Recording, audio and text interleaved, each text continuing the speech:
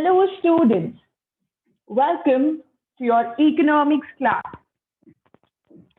This is a new subject for yours, and just like other subjects, you must have either fear or curiosity about it. Don't worry, I'm going to accompany you in this journey, and we will make it very memorable. I am Mrs. Jenny Shah, and together we're going to explore economics this year. What is economics? You may wonder. If you open up the dictionary, it'll tell you the branch of knowledge concerned with the production, consumption, and transfer of wealth. I'm sure you wouldn't understand it easily. Then you might Google search and go to Wikipedia. There it will tell you economics is the social science that studies how people interact with value, in particular the production, distribution, and consumption of goods and services. Well, this is much better for sure. But if you ask me, I'll simply put it as economics is a social science, which is, because we know it comes in social studies, so it is a social science. But this branch, this particular subject is concerned with the production, distribution, and consumption of goods and services. It simply studies how individuals, businesses, governments, and nations make different choices about how to allocate resources. So today, we are going to do a year overview so that you know what to expect in this year from this new subject, economics. Before we move further, in your notebooks, on the very first page of your notebooks, I want you to write down what is economics and your understanding of this. Out of these three definitions, whichever definition you are able to relate to, or you could make a new definition of your own. Make it in quote form so that when you open the book, that's the first thing you see. Make it bright and colorful with some drawings around it and make it attractive. So this year, we are going to study 4 chapters. The first is the story of village Palampur. Second is people as a resource. Third is poverty as a challenge. And fourth is food security in India. In the first chapter, that is Story of Palampur, we will learn about this imaginary village called Palampur. And in this village, we are going to introduce you all to some basic concepts of economics, that is production, consumption, investment, and factors of production. So in this chapter, we will first have an overview, and then we will learn about the organization of production. Then we will learn how is the farming in this imaginary village Palampur, and we will learn about the non-farm activities of Palampur. So in this chapter, you will later on be able to classify the occupations of villagers into farm and non-farm activities. You will understand the importance of factors of production when you're producing a commodity. You will appreciate the importance of mechanized means of farming in creating surplus products and understand the disparity in existing distribution of agricultural land. You will understand the concept of production and factors of production and learn about different methods to raise the productivity of your land. Finally, you will learn about the problems of degradation of land, fragmentation of land holdings, economic conditions of the agricultural laborers and different people. The main objective of this chapter is basically to familiarize you with different economic concepts and through an imaginary story so that you can relate very easily. Next chapter is people as a resource. Now, what do you mean by resource?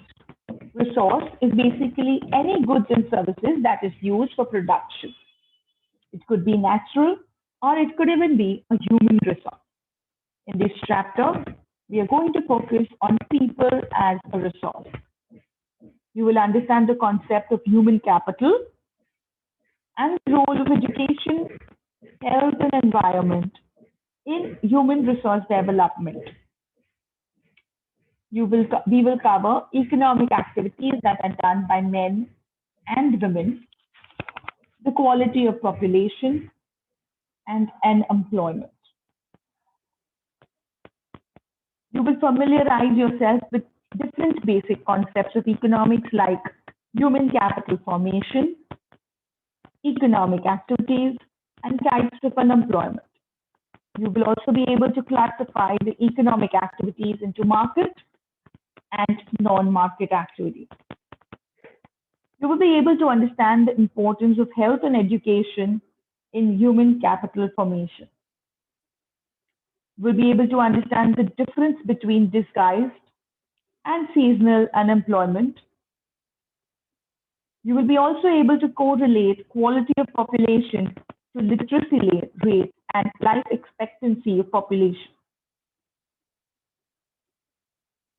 And you will also be able to identify the disparities that exist in our economy, where women are not given equal opportunity.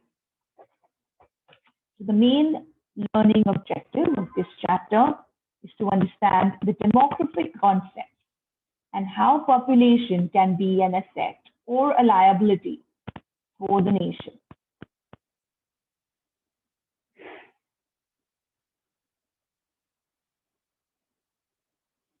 Third chapter that we will learn this year is poverty as a challenge. One of the most difficult challenges faced by the independent India is poverty. This chapter will discuss the way poverty is seen in the social sciences. Poverty trends in India and the world will be illustrated through the concept of poverty line. Causes of poverty as well as anti-poverty measures which are being taken up by the government will also be discussed. By the end of the chapter, we will broaden the official concept of poverty into human poverty. You will come across many people who you think are poor. They could be the landless laborers in the villages or people living in the overcrowded jaggies in the cities. They could also be the daily wage workers at the construction sites or the child laborers in the dhabas. They could be the beggars with the children in tatters. You will be able to identify poverty all around you. The statistic says every fourth person in India is poor. So roughly 50 crore Indians live in poverty. It also means that India has the largest single concentration of poor in the world. And this itself illustrates the seriousness of this challenge. It is easy to identify the poor, but it's very difficult to define who is poor and what is poverty. So in this chapter, we will look at two typical cases of poverty, how poverty is seen by the social scientists, the poverty estimates, you will identify some vulnerable groups and you will learn the difference in the interstate disparities. We will then look at the global poverty scenario and finally discuss the causes of poverty. We will appreciate the anti-poverty measures our government has taken and discuss the challenges ahead. The main learning objective of this chapter is to understand poverty as a challenge, identify the vulnerable groups and interstate disparities, appreciate the initiatives of the government to alleviate poverty. The next chapter is food security in India. Food security means availability, accessibility, and affordability of food to all people at all times. The poor households are more vulnerable to food insecurity whenever there is a problem of production or distribution of food crops. Food security depends on the public distribution system, PDS, and government vigilance and action at times. Sometimes this security is threatened. The famine of Bengal, which is a well-known historical event, which owing to the non-availability of food, nearly 30 lakh people were reported to have died in the province of Bengal. There have been so many instances of migration of people from one place to another owing to food insecurity, hunger, death, starvation. These are not a phenomena of the past. This describes the lives of millions of Indians even now. The government of India has taken a series of measures to tackle the problem of food insecurity. PDS, Public Distribution System. This is a well-known action program initiated by the government.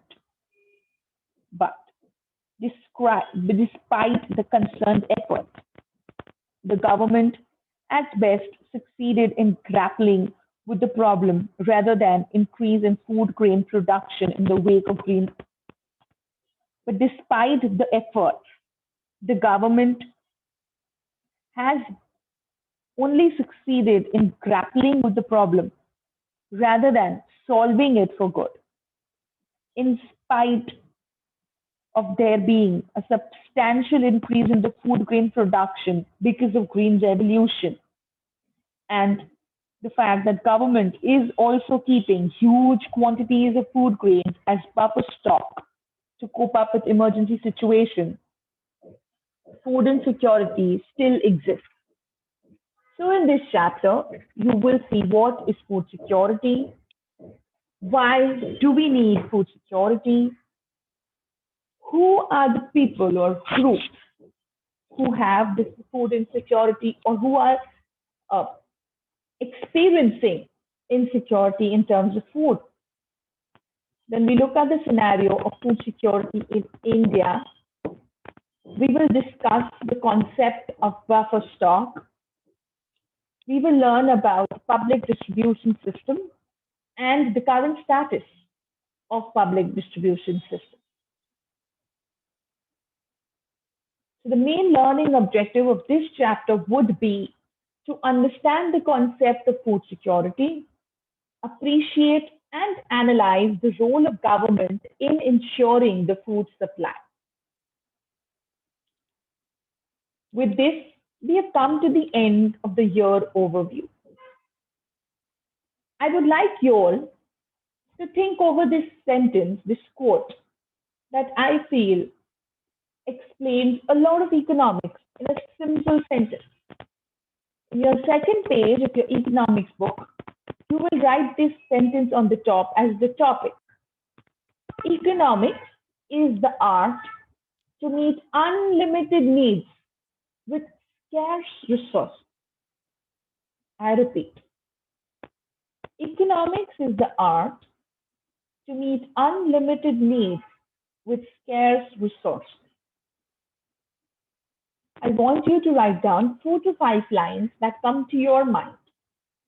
Whatever you want to write, whether you want to write about an example, a truth, you want to look at this in another way, you want to look at it in an ironical way, you want to look at it in a literal way, whatever comes to your mind when you think of this sentence. It could be an incident playing that made you feel this sentence, aptly explains it. It could be a movie, it could be a song, it could be anything. I want you all to write 4 to 5 lines that you all can connect with this sentence. With this, children, we've come to the end of this class. Thank you for staying here, for seeing this, for learning this. And I'm waiting to start this journey of economics with you. With this, we've come to the end of the class. Stay home, stay safe, take care, keep learning. Thank you.